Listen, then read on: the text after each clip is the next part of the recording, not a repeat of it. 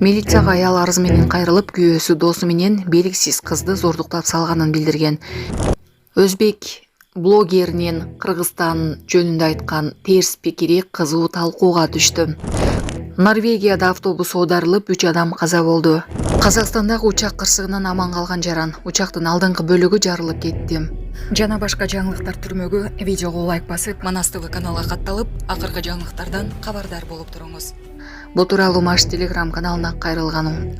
Кыйраган учакта аман калган Владивостоктук туристтик агент Кристина билдирди. Стюардесса катуу конуу болорун эскертип, алдыңкы отургучту кармап, башыбызды ылдый түшүрүшүбүз керектигин айтты. Учак ылдыйлап бара жатканда капталдагы кыймылдаткычка канаттуулар тийгендей болгон соккуну сездим. Жерге тийгенден кийин эсимди жоготуп койдум. Өзүмө келип, бутумдун кысылып калганын көрдүм. Эптеп бошонуп салондон чыктым. Мени ошол жерден дарыгерлер тосуп алышып, дароо ооруканага жаткырышты, деди ал. Снижение когда началось. Я так поняла, что в этот попала птица, в этот, как она называется, в двигатель попала птица, я так поняла. Вот, и начали взрываться маски. Начали взрываться маски и выпадывать. Вот, по итогу маски все взорвались, и уже видно, что вот проводнице было, что как что-то происходит, какая-то суета. Всех заставили надеть жилеты желтые, вот, надуть их. Вот, и не снимать маски. Вот летали, кружили, наверное, где-то около часа.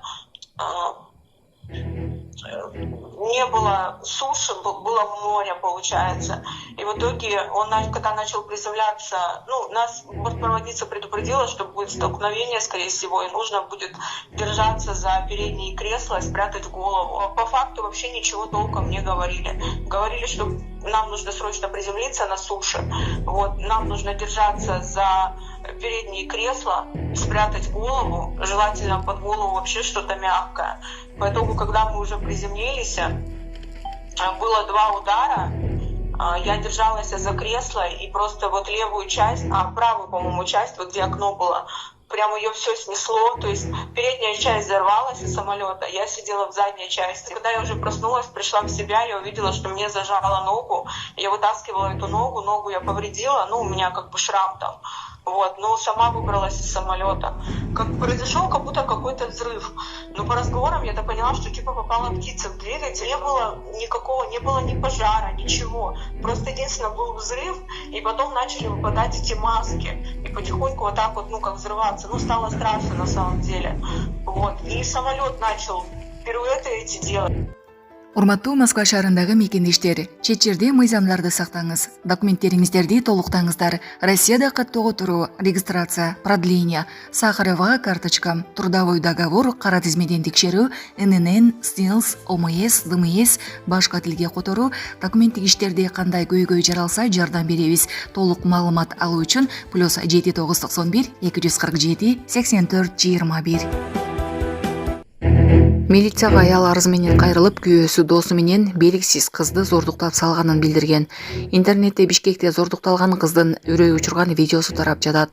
Кыз арызды 19 декабрда өзү жазган. Ал 24 ноябрда Кожзавод аймагында 36 жаштагы 2 адам тарабынан кордук көргөн. Ал күйөөсүнүн телефонунан досу экөө белгисиз кызды зордуктап жаткан видеону таап алганын билдирген. Милиция кызматкерлери анын күйөөсүн кармап, Жалал-Абад облусуна качып кеткенин, экинчи шектүүнү аныкташкан. Ал буга чейин да кармалган. Өзбек блогеринин Кыргызстан жөнүндө айткан терс пикири кызуу талкууга түштү. Кыргызстанга келип сыйлык алып кеткен Улукбек аттуу өзбек блогеринин иш-чара жана Бишкектин көчөлөрү тууралуу айткан сын пикирлери кыргыз сегментинде катуу талкууга түштү. Ал түшкөн учагын эски деп атап, көчөлөрдө жарыктандыруу жок экендигин билдирип, алган сыйлыгына сын таккан. Бул сыйлык канчалык деле кымбат эмес, көрсөңүздөр болот. Жер төлөгө түшсөңүздөр каалагандай кылып жасап беришет. Бишкектин көчөлөрү караңгы, жарыктандыруу жок. Болбосо биз шаардагы борбордук көчөлөрүнүн биринде турабыз. Бул учак коркутуп жатат. Тежет авиакомпаниясына таандык экен. Батыраак жетсин дешкен го. Бирок учак 1301 жылы иштелип чыккан окшоп жатат. Автобустан 6 сантиметр чоңураак. Терезе жапкычы болсо нан салып койгон идишке окшоп турат деп билдирген блогер. Ал эми кыргызстандыктар бул блогердин айткан сын пикирин ортого салып, кечирим сурасын деген тариздей комментарий беришүүдө. Ошондой эле иш-чарага чакырып сыйлык тапшыргандарды да жазалууну айтып жатышат. Беле кетсек, блогер жакында эле музыка телеканалы тарабынан уюштурулган иш-чарада жыл мыктысы аталып, диплом жана статуэтка менен сыйланган. O'zicha bu narsa u darajada qimmat emas.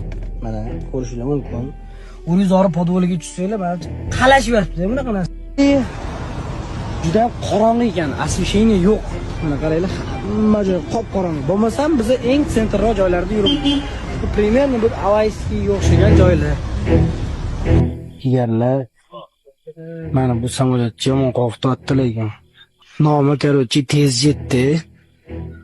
Tedro yetvagingan. Samolyot yili 1301-yilda ishlab chiqarilgan ekan. Avtobusdan 6 cm kattaroq ekan. Oynasini ko'ringlar mana. Allah uylarga non soladigan idish bo'lardi. Shunga o'xshar ekan. Juda qorong'i ekan, освещение yo'q. Mana qaranglar, hamma joy qop-qorong'i. Bo'lmasam biz eng sentral joylarda yuribmiz. Bu примерно bu Avayskiga o'xshagan joylar. Norvegiyada avtobus audarылып 3 адам каза болду. Кече 26 декабрда Норвегияда автобус auдарылып 3 адам каза болду. Басылмалар жазган маалыматка караганда 4 адам жаракат алган. Полициянын маалыматына ылайык автобус Норвег шаарынан Лофотенс аралына бара жаткан. Ал эми кырсык Норвегиянын түндүк батыш жээгиндеги Хатсел районунда болгон. Автобус жолдон чыгып, Асватнет көлүнө кулап кеткен. Жүргүнчү ташуучу автобус auдарылып кеткен. Бийлик автобус 58 адамды ташыганын айтып, алардын арасынан чет элдиктер болгонун билдирди. Кырсыктын кесепетинен жабыркагандар тег учак менен Стокмаркнейс ооруканасына, ал эми калган жүргүнчүлөр жакынкы мектепке жеткирилген. Интернетке зордуктоонун видеосу тарады. Шектөөлөр кармалды. Соц тармактын кыргыз сегментинде 2 киши аялды зордуктап жаткан видео тараган. Окуя боюнча Сверлов Риптен маалымат беришти. Маалыматка караганда 19 декабрда Сверлов Рипке жаран кайрылып, 24 декабрь аны зордуктагандарга чара көрүүнү суранган. Аталган факты боюнча зордуктоо беренеси менен кылмыш иши козголгон. Кылмышка шектүү катары 1988 жылы туулган 2 жаран кармалып, камакка алынган.